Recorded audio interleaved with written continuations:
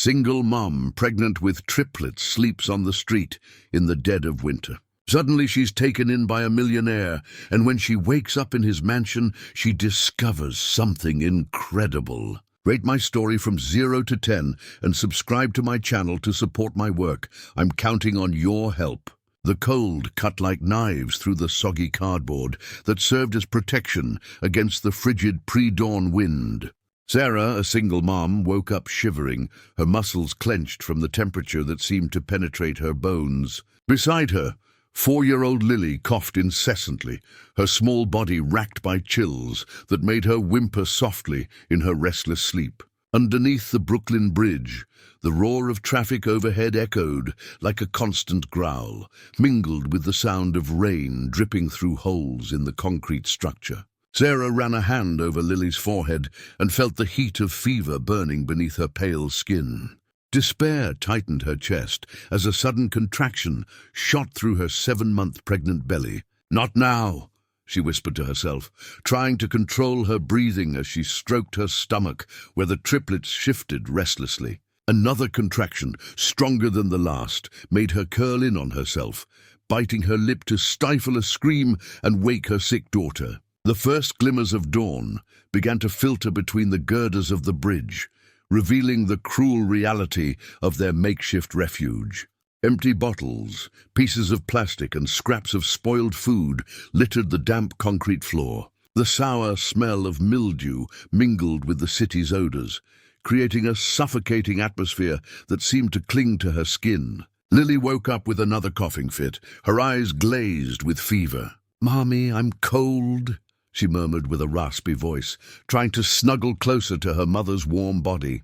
Sarah wrapped her arms around Lily, feeling her own body weaken from days of inadequate food. "I need to find help," she thought, looking at Lily, who had fallen asleep again, breathing with difficulty. Another contraction made her double over again, more intense than the previous ones. Panic began to fill her thoughts as she realized the contractions were becoming regular, happening every few minutes. With great effort, she managed to stand up, carrying Lily in her arms. The weight of the child seemed multiplied by her weakness, but a mother's determination prevailed. She emerged from under the bridge, stepping into puddles of dirty water that soaked her bare and injured feet. The streets of the city were beginning to awaken with morning traffic. Well-dressed people hurried towards bus stops, protected by expensive umbrellas and heavy coats. Sarah approached a man in a suit, with Lily in her arms, and her free hand resting on her belly.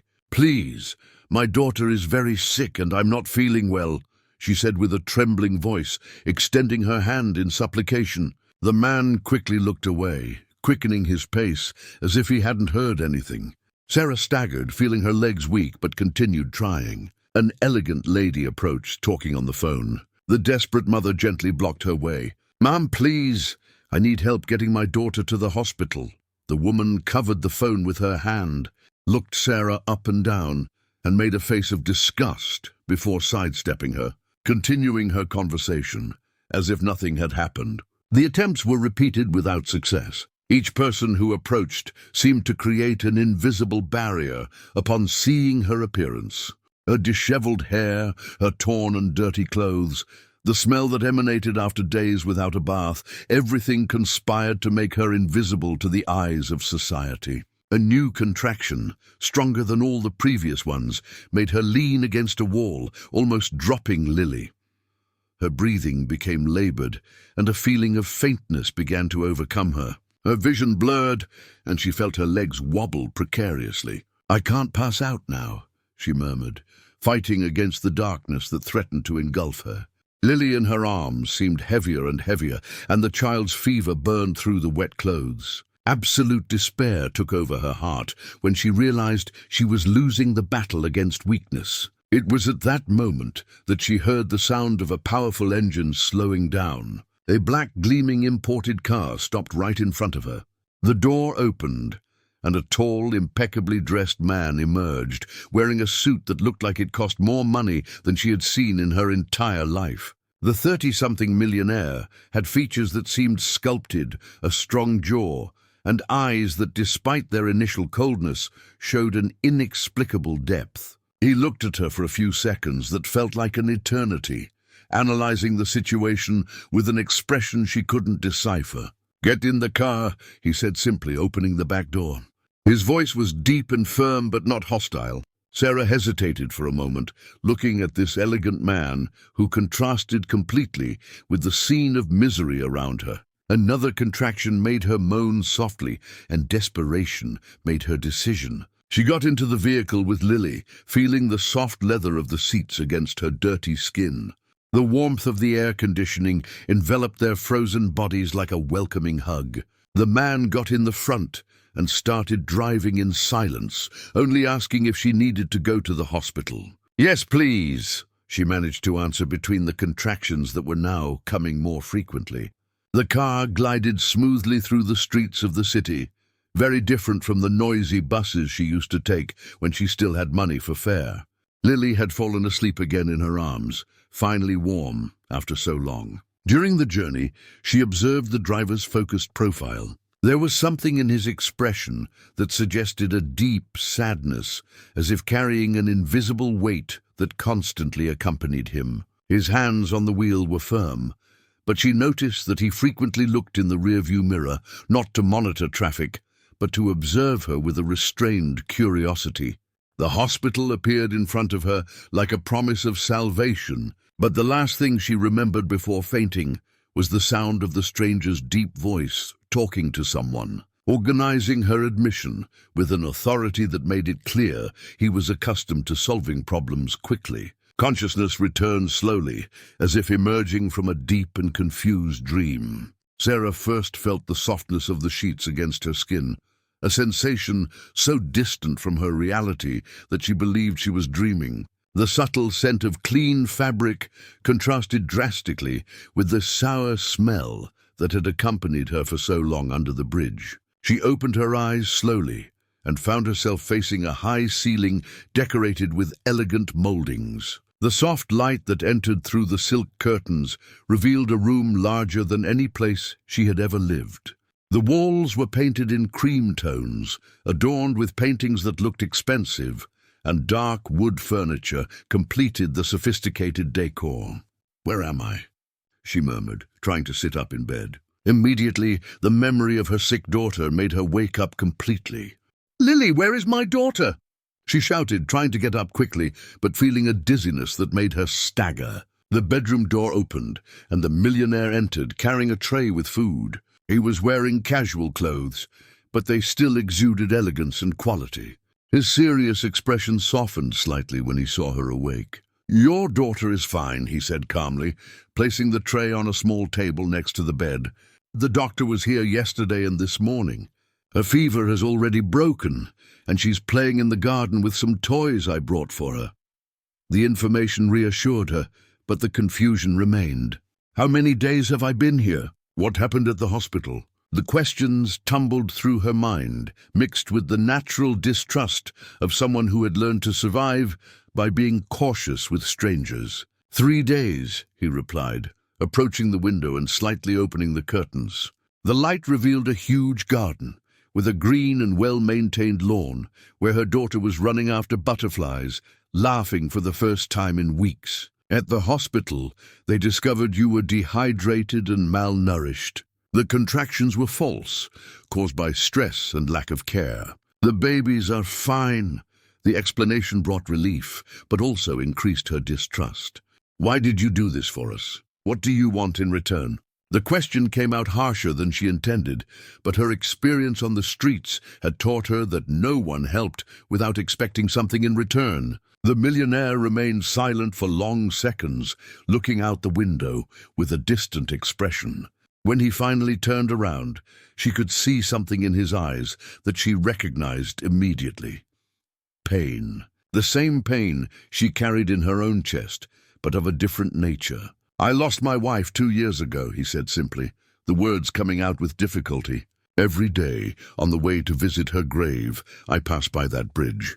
Yesterday, when I saw you there with your daughter, something in your eyes reminded me of the despair I felt when she was gone. The sincerity in his voice partially disarmed her defenses. She observed his masculine face marked by deep sadness, noticing the small wrinkles around his eyes that suggested sleepless nights and constant worries. "I don't want your pity," she said, trying to sound firm despite the gratitude she felt growing in her chest. "And I can't pay for this." "I'm not asking for payment," he replied, moving away from the window. "This house has been empty for too long. Maybe it would be good to have life here again, at least until you fully recover and decide what to do." In the days that followed, she explored the mansion carefully, still feeling out of place among so much luxury. Each room was larger than the apartments where she had lived, decorated with furniture that was worth more money than she had seen in her life. The marble floors gleamed under the light of the crystal chandeliers, and the huge windows offered views of gardens that stretched as far as the eye could see. The millionaire maintained a strict routine, leaving early for work and returning only at the end of the day. During his absence, she discovered that a maid came daily to take care of the cleaning and prepare meals. A discreet woman who spoke little, but always showed herself to be kind to her daughter. At night, when he returned, the dinners were silent and tense. She felt embarrassed eating on fine china plates, using silver cutlery that reflected the candlelight. Her clean clothes, borrowed from the deceased wife's wardrobe, made her feel like an intruder usurping someone else's place. It was during one of these silent meals that she began to notice disturbing details. The millionaire barely touched his food, pushing it around the plate while staring blankly at some distant point. His hands trembled slightly when he brought the fork to his mouth, and she noticed the dark circles under his eyes, signs of someone who hadn't slept properly in a long time. One night, she was awakened by shouts coming from his room, sounds of anguish that traveled through the thick walls of the mansion, followed by agitated footsteps pacing back and forth. She hesitated for a few minutes before leaving her room and walking down the hall towards the sounds. She found him in the kitchen, sitting at the table with his head in his hands, still shaking from the effects of another nightmare. He looked up when she entered, and at that moment all the elegance and control he usually displayed had disappeared, revealing only a man broken by loss. "I'm sorry if I woke you," he said with a hoarse voice. "The nightmares, they come every night for 2 years." Without saying anything, she approached and began to prepare tea, moving through the luxurious kitchen as if it were her own home. The simple gesture seemed to surprise him, as if for a long time no one had taken care of him in that natural and unpretentious way. "She appears in my dreams," he continued, accepting the steaming cup she offered, "always asking me why I couldn't save her. Why didn't I notice the signs in time?" The pain in his voice echoed the pain she herself carried, the guilt of not having been able to give her daughter a better life, of having lost everything because of bad choices and cruel circumstances. She sat down at the table opposite him, holding her own cup with both hands. "Guilt is a weight that we carry even when we know it's not ours," she said softly. "I blame myself every day for having taken my daughter to the streets, for not having been able to keep my job, for not being the mother she deserves." They remained sitting in comfortable silence, sharing a mutual understanding of the pain that consumed them. That morning, without unnecessary words, they established a connection based on the recognition that they both carried deep wounds that were still bleeding. The next morning she made a decision. She couldn't continue being just a guest in his house. She began to prepare breakfast, setting the table with the same care she used to have in her own home, before everything fell apart. When he came down for breakfast, he found a home-cooked meal waiting for him, prepared with simple ingredients, but seasoned with the affection that had been missing from that kitchen for years. The millionaire stopped at the entrance to the kitchen, observing the scene he hadn't seen in so long, a woman taking care of the house, her daughter playing while drinking hot chocolate, the aroma of toasted bread filling the air. For a moment, his eyes filled with tears that he quickly disguised. "You didn't need to do this," he said, sitting down at the table. "I wanted to do it," she replied simply. "It's the only way I know to repay your kindness." During breakfast, she noticed that he ate with more appetite than he had shown since she arrived. Her daughter, completely recovered from the fever, chattered happily about the butterflies in the garden and the new toys, eliciting some genuine smiles from the serious man. When he left for work, for the first time since she arrived, she felt that perhaps she had found not just a temporary shelter, but the beginning of something that could change their lives forever. But that feeling of hope was interrupted when, while sorting through his papers in the office, she found documents that would reveal a devastating truth about the financial empire that seemed so solid. The millionaire's office was plunged into chaos. Piles of documents accumulated on the noble wood table. Unopened correspondence overflowed from boxes scattered on the floor, and important contracts seemed to have been abandoned for months. Sarah observed the mess in astonishment. It was as if the owner of that empire had simply stopped caring about the business he had built. "I can help organize this," she offered during breakfast, when he mentioned casually that he needed to find a specific contract but didn't even know where to start looking. "I worked as a secretary for years before losing my job. I know how to organize documents." The millionaire hesitated, running his hands through his hair in a gesture of weariness that she had already learned to recognize. "I don't want you to feel obligated to work here. You're recovering, you need to rest. It's not an obligation," she insisted. "It's a necessity. I can't stand still while I see that you're overwhelmed. And maybe it's good for me to have something productive to do." That afternoon, while her daughter played in the garden under the care of the maid, she settled in the office and began the battle against the accumulated paperwork. Each document revealed a little more of the extent of the problem. Missed meetings, clients irritated with the lack of response, employees confused with the absence of direction. The technology company he had built specialized in advanced security systems, developing solutions for large corporations and even for the government. The millionaire's assets were distributed in stocks, applications, and investments that generated considerable passive income, but she realized that in the last 2 years since the loss of his wife, he had completely neglected the active management of the business. For 3 weeks, she worked methodically, creating filing systems, answering overdue correspondence, and scheduling the meetings he had cancelled indefinitely. The millionaire watched her work with a mixture of admiration and surprise, as if he rediscovered the pleasure of having someone competent by his side. "You have a natural talent for this," he commented one afternoon, finding her in the office, organizing contracts by date and priority. "My employees took months to create a system less efficient than yours." Her efficiency began to pay off. Important clients returned, new contracts were signed, and the company went back to working with the precision that had made it a leader in the market. But it was during a rainy afternoon, while organizing a pile of old documents, that she made a discovery that would shake everything. Hidden at the bottom of a drawer, she found a red folder marked "Confidential." Inside it, documents that initially seemed like normal contracts, but which, under closer analysis, revealed alarming discrepancies, numbers that didn't match, transfers to accounts that were not in the official records, signatures that appeared forged. Her heart raced when she understood what she was seeing. The millionaire's partner, that elegant man she had met briefly during a visit, had been embezzling funds from the company for over a year. The evidence was glaring. Millions in investments and profits being redirected to personal accounts, phantom clients paying for services never provided. When the millionaire arrived from work that night, she was waiting for him in the office with the documents spread on the table. Her pale face and trembling hands immediately betrayed that something was terribly wrong. "You need to see this," she said with a tense voice, pointing to the papers. "I found this folder hidden in your desk." He approached slowly, as if sensing that his life was about to change again.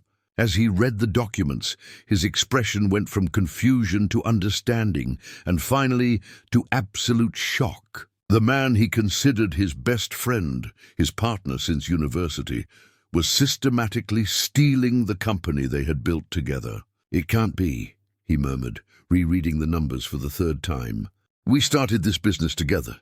He was by my side when my wife—" "How could he have done this?" The betrayal was twofold, not only financial but personal. The partner had taken advantage of the millionaire's grief and depression to carry out the coup, knowing that he was too vulnerable to pay attention to the details of the company.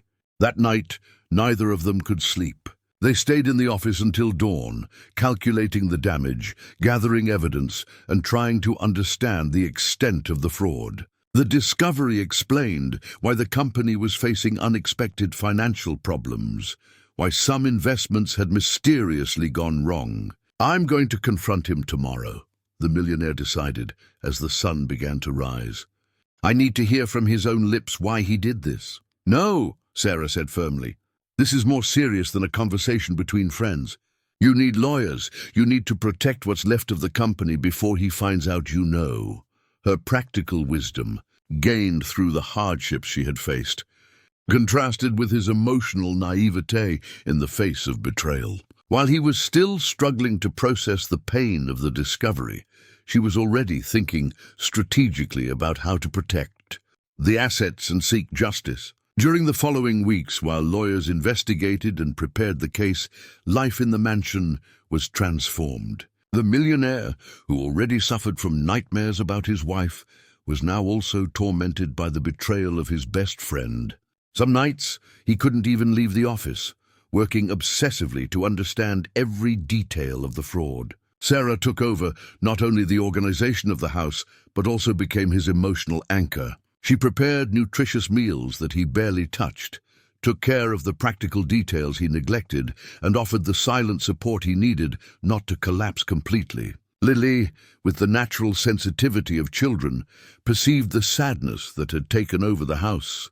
She began to draw colorful figures that she left on the office table, small gestures of affection that elicited forced but genuine smiles from the man she already considered part of her family. The situation became complicated when the partner discovered that his fraud had been exposed. Instead of taking the blame, he counterattacked with an even crueler move.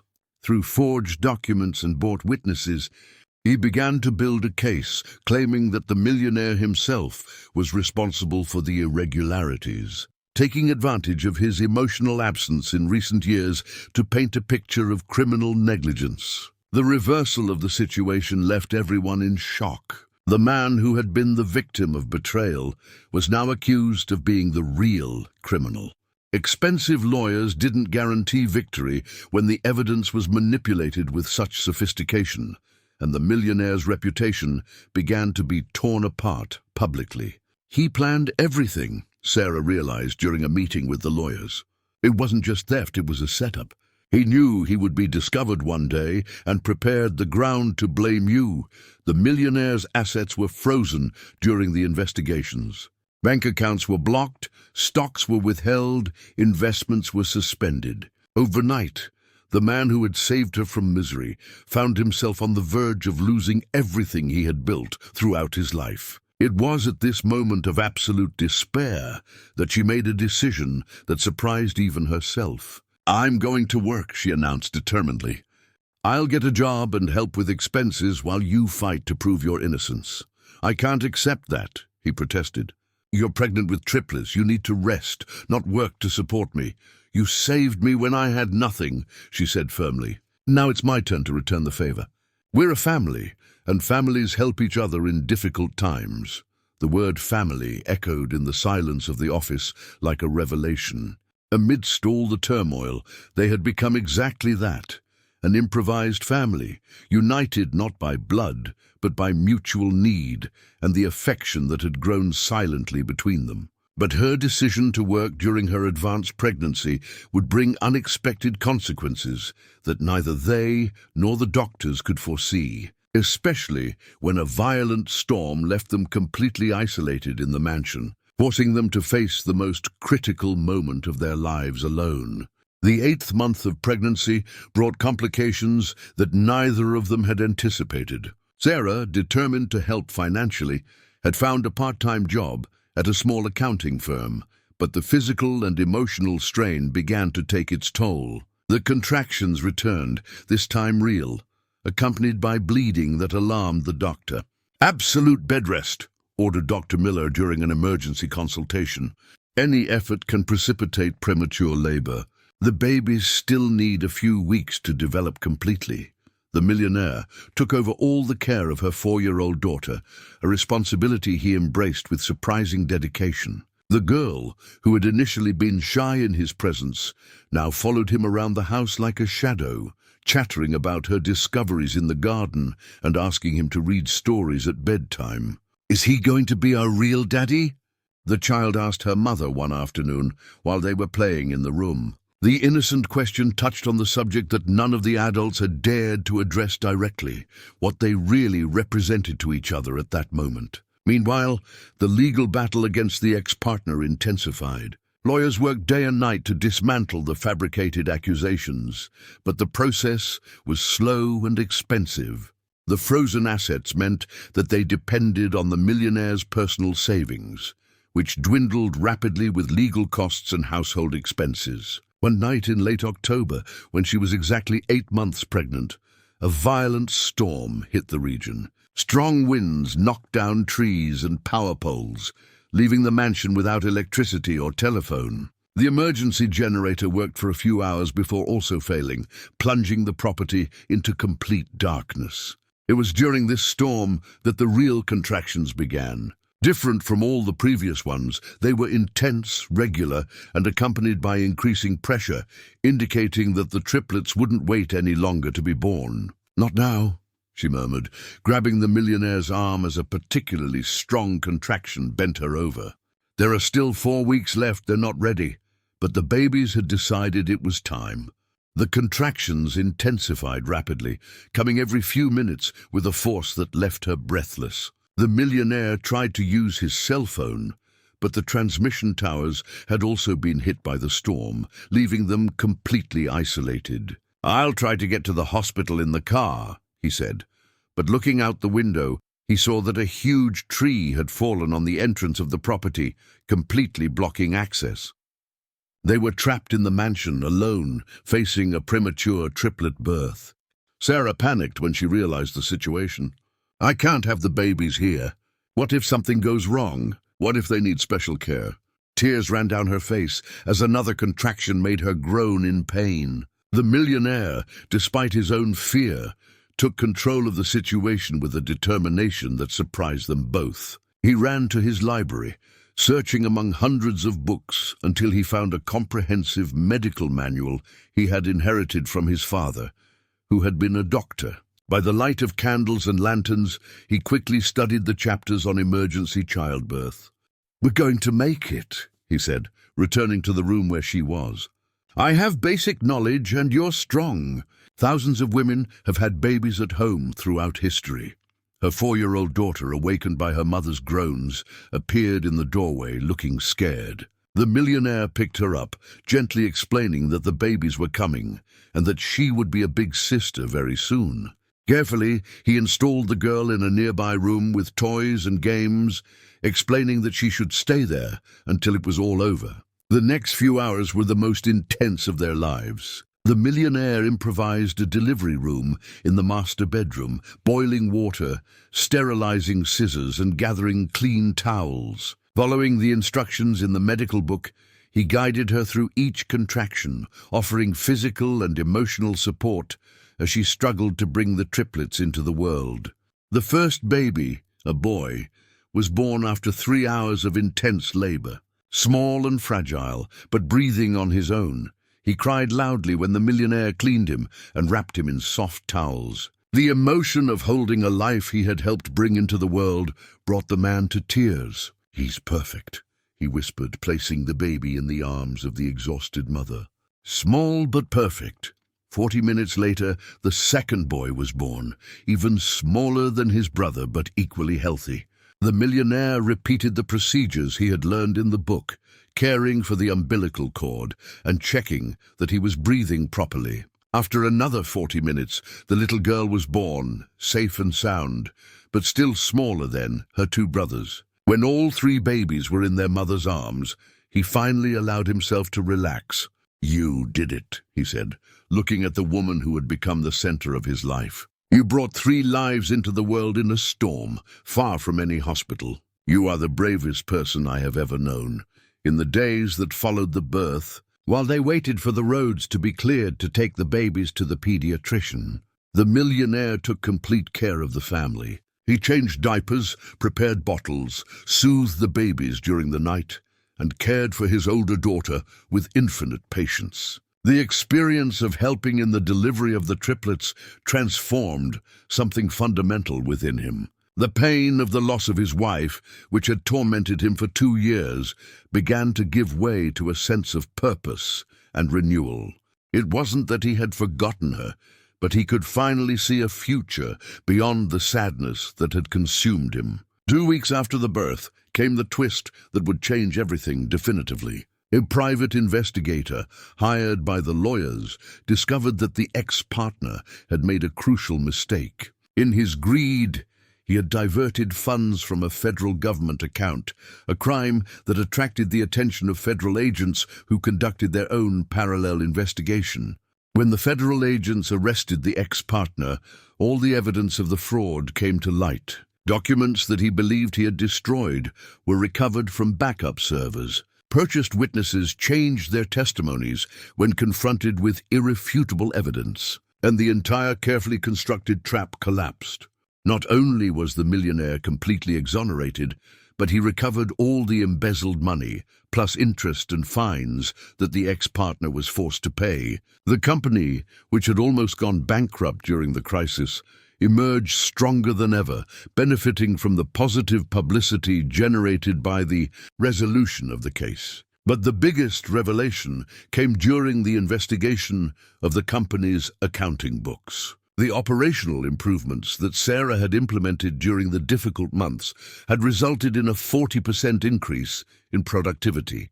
Customers were more satisfied, employees were more motivated, and revenue had grown exponentially. "You not only helped me recover my company," the millionaire said on a sunny afternoon as they watched their 3 children playing in the garden. "You transformed it into something better than it ever was." The first anniversary of her arrival at the mansion was celebrated as a special date. Her 4-year-old daughter, now a proud big sister, helped care for the triplets who crawled through the lawn. The house, once silent and melancholic, constantly echoed with laughter, conversations, and the natural sounds of a happy family. During the commemorative dinner, the millionaire made a speech that deeply touched her heart. "A year ago, I was a dead man inside, just pretending to be alive. You didn't just enter my house, you brought life back to it. You brought purpose back to me." He paused, looking into her eyes with an intensity that made her heart race. "I love you. I love you. I love our daughter. I love our triplets. I want us to be a real family, not just for convenience or gratitude, but for genuine love." Her answer came through tears of happiness. "I love you too. From that first night when you found me in the storm at home, when you brought our children into the world with your own hands, I knew you were the man I had waited my whole life to find." 6 months later, they were married in a simple ceremony in the mansion's garden, with their 3 children as the only guests besides a few close employees. The 4-year-old girl carried the rings, proud of her role in the official union of her family. The company continued to grow under the joint management of the two. She officially assumed the position of Chief Operating Officer, implementing innovations that transformed the company into a benchmark in the technology sector. The couple's assets grew exponentially, but the real wealth they found was in the family they built together. Years later, when they told the story of how they met to their grown children, they always ended with the same reflection. Sometimes, the darkest moments of our lives are just the prelude to the deepest joys that are yet to come. True love has the power to transform any ending into a new beginning.